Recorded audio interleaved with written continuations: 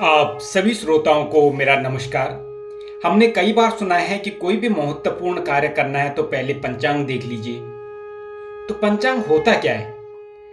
तो दोस्तों, सुनने से ही स्पष्ट होता है। पंचांग पंच अंग अर्थात जिसके 5 अंग हैं, जिसमें 5 चीजें हैं और वह चीज बना रही है किसी और चीज को। तो ये 5 चीजें क्या हैं पंचांग में? पंचांग में पहली चीज है तिथि या दिनांक, दूसरा है नक्षत्र, तीसरा है वार अर्थात दिन, चौथा होता है योग और पांचवा होता है करण। इन सब को मिलाकर के बनता है पंचांग। सर्वप्रथम देखा जाता है कि दिन अर्थात दिनांक क्या है। इससे सूर्य और चंद्रमा की स्थिति का पता लगता है। प्रत्येक महीने में 30 तिथियां होती हैं। इन्हें 15-15 दिनों में 2 पक्षों में, कौन कौन से? शुक्ल पक्ष जो कि पूर्णिमा को समाप्त होती है, और दूसरा कृष्ण पक्ष जो अमावस्या को समाप्त होता है। और हिंदू कैलेंडर में इन्हें कैसे पढ़ा जाता है? प्रतिपदा, द्वितीया, तृतीया, चतुर्थी, पंचमी, षष्ठी, सप्तमी, अष्टमी, नवमी, दशमी, एकादशी, द्वादशी, त्रयोदशी और चतुर्दशी। और इनके बाद में या तो पूर्णिमा आएगा या फिर अमावस्या आएगी। और इन्हीं तिथियों को सर्वप्रथम देखा जाता है पंचांग में। दूसरा आता है नक्षत्र। नक्षत्र क्या है? तारों का एक समूह जो होता है उसको नक्षत्र कहते हैं। और ये जो हैं 27 हैं। नक्षत्र कितने? 27। कौन कौन से हैं? अश्विनी, भरणी, कृत्तिका, रोहिणी, मृगशिरा, आर्द्रा, पुनर्वसु, पुष्य, आश्लेषा, मघा, पूर्वा फाल्गुनी, उत्तरा फाल्गुनी, हस्त, चित्रा, स्वाति, विशाखा, अनुराधा, ज्येष्ठा, मूल, पूर्वाषाढ़ा, उत्तराषाढ़ा, श्रवण, धनिष्ठा, शतभिषा, पूर्व भाद्रपद, उत्तरा भाद्रपद और रेवती।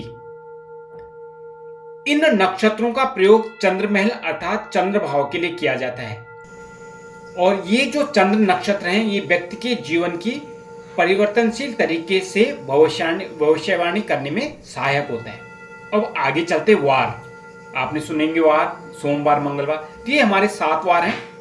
सप्ताह में के जो 7 दिन है इन्हीं को बोलते हैं। तो सोमवार हो गए, इसको चंद्रमा भी बोलते हैं। मंगलवार इसको मंगल बोलते हैं। बुधवार बुध बोल देते हैं। गुरुवार को बृहस्पतिवार भी बोलते हैं। शुक्रवार शुक्र, शनिवार शनि और रविवार या सूर्य।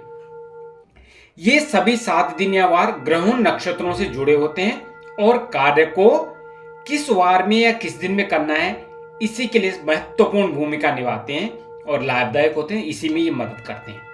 आगे चलते हैं। योग। कौन सा योग चल रहा है? तो जो योग है ये योग भी 27 होते हैं। कौन कौन से हैं? विषकुंभ, प्रीति, आयुष्मान, सौभाग्य, शोभन, अतिगंड, सुकर्मा, धृति, शूल, गंड, वृद्धि, ध्रुव, व्याघात, हर्षण, वज्र, सिद्धि, व्यतिपात, वारियान, परिघ, शिव, सिद्ध, साध्य, शुभ, शुक्ल, ब्रह्मा, इंद्र और वैधृति। इन्हीं योगों के द्वारा सूर्य और चंद्रमा के बीच की दूरी की भी गणना की जाती है। और शुभ कार्यों को करने से पहले इनमें सर्वप्रथम ये देखा जाता है कि इन्हीं के हिसाब से कौन सा योग बढ़िया आ रहा है, खराब आ रहा है, अच्छा योग, बुरा योग, यही योग है। और जो अंतिम है 5वां, वो है करण। जो तिथियां हैं उसका आधा भाग करण कहलाता है। चंद्रमा के 6 अंश पूर्ण होने पर एक करण होता है। और करण के द्वारा ही यह सुनिश्चित किया जाता है कि शुभ कार्य करने में कौन सा समय होगा। ठीक है, ये तो मैंने बताया कि तिथि के 2 करण होते हैं, वो है पूर्वार्ध और उत्तरार्ध। और इसी प्रकार से 11 करण हैं जिनके नाम बव, बालव, कोलव, तैतिल, गर, वणिज, विष्टि, शकुनी, चतुष्पद, नाग और किमस्तुघ्न। विष्टिकरण जिसे भद्रा भी कहा जाता है। और इस दौरान जो है शुभ कार्य करना एकदम मना होता है। तो दोस्तों, ये है पंचांग की व्याख्या कि किसी भी शुभ काम करने के लिए सर्वप्रथम हमने पंचांग देखना है। दोस्तों, ये वैदिक ज्योतिष के अनुसार पंचांग का ये विवरण था। आपको अच्छा लगा होगा। कभी भी कोई भी कार्य करना हो तो पंचांग देख करके शुरू होगा, और शुभ तिथि शुभ दिन इसी पंचांग के अनुसार निकलते हैं, और ये 5 अवयव इसमें देखने बहुत जरूरी होते हैं। इसी के साथ आप सभी को मेरा नमस्कार। भारत माता की जय, सनातन धर्म की जय।